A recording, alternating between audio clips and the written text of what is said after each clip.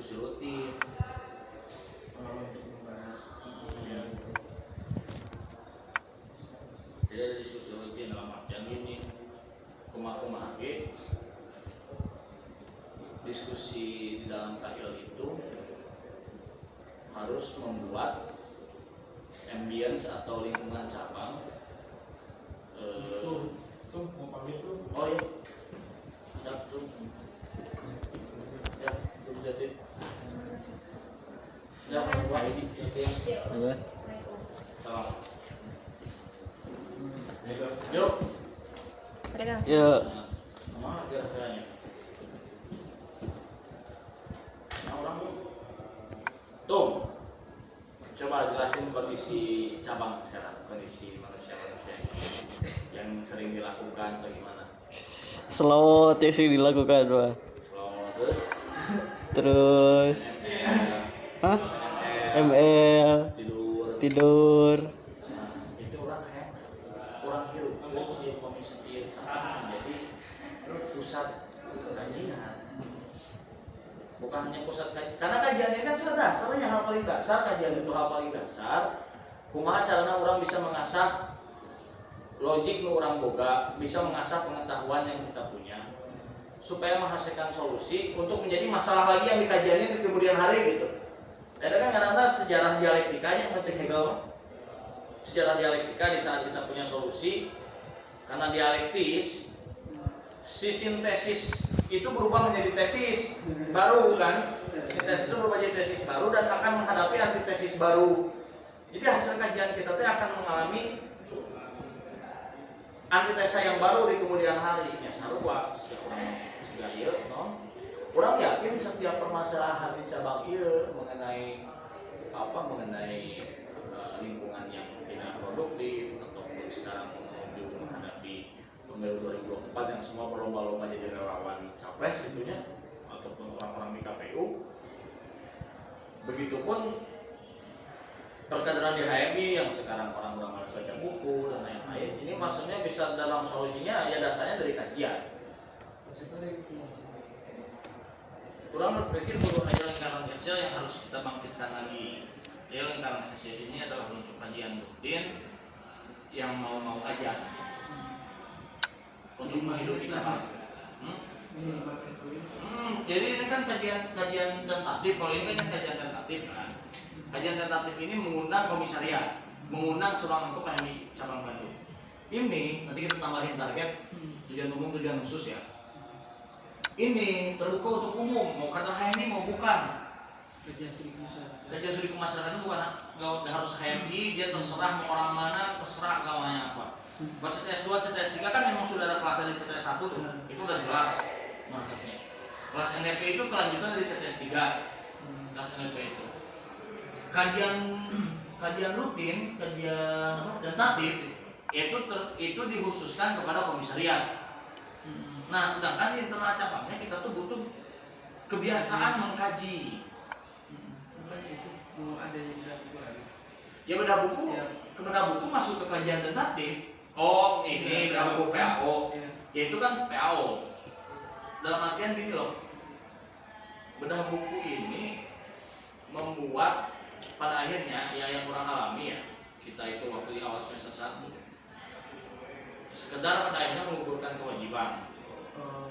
Kalau ini orang jadikan kebiasaan, udah harus jadi habit, jadi behavior orang sebagai kader HMI itu ya bicara basisnya basis kajian. Basis kajian pasti basisnya basis logik dan basis data. Datanya dicopot di mana? Ya di pengetahuan orang serap lewat buku, lewat aktivitas sosial, lewat aktivitas antropologis kan gitu ya. Nah, orang diagnoskan. Dan orang yakin ya nama, ya Iko ya kabut, kagak ada kajian gitu. Kalau nggak kajian kan datang gitu. Nah kemarin ada PO XKIL itu kan sebagai bentuk kajian halus, tapi kan itu bagian momentumnya. Ini kita butuh kebiasaan.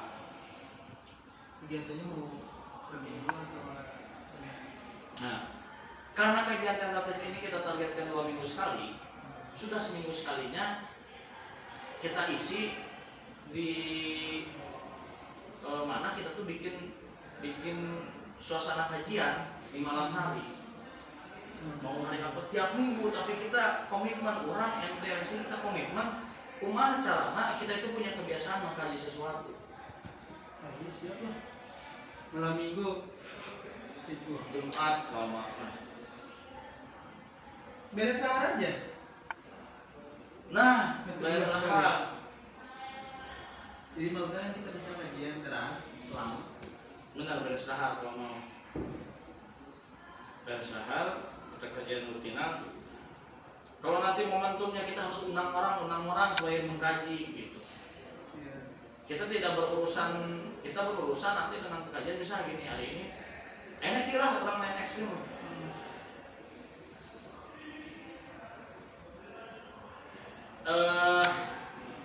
Non lain kasus sosial istilah nanti non. Kontemporer. Ya kajian kontemporer non sosial itu kejadian di masyarakatnya di situ. Fenomena politik kerelawanan dalam perspektif postmodern. Mereka nggak bahas postmodern tentang berarti partai itu mulai delegitimasi, mulai depolitisasi, si partai TNA lebih kuat masalah kerelawanan, lebih menjurus kepada individu-individu. Nah postmodern kan menginginkan nyata, menginginkan ACC atau apa pengetahuan akan kebenaran itu di tiap individu, bukan lagi di otoritas partai. Kalau ini otoritas organisasi kan itu nu di ayam ku sama filsafat postmodern ayeuna gitu. Itu gimana sebenarnya, apakah bentuk kerelawanan, apakah bentuk kepartaian itu sudah tidak jelas gitu loh.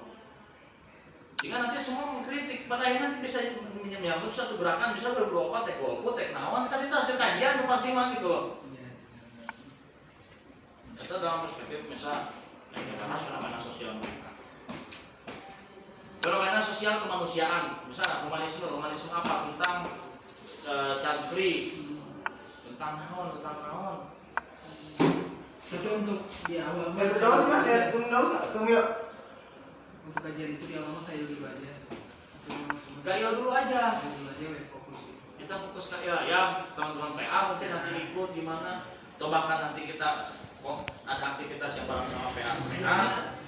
Cocok sih kalau kolaborasi juga sama PTKP. Iya makanya kita nanti bisa sama PTKP, kita sama PPD. Nanti kajian studi kemasyarakatan itu sangat berkaitan dengan PTKP dan PPD, KSK.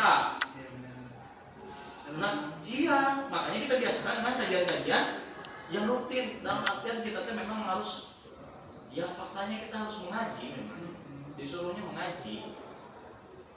Jadi kalau gerakan itu kita nggak harus nunggu dulu rame gitu. Kalau kita udah kaji mana udah enak. Justru itu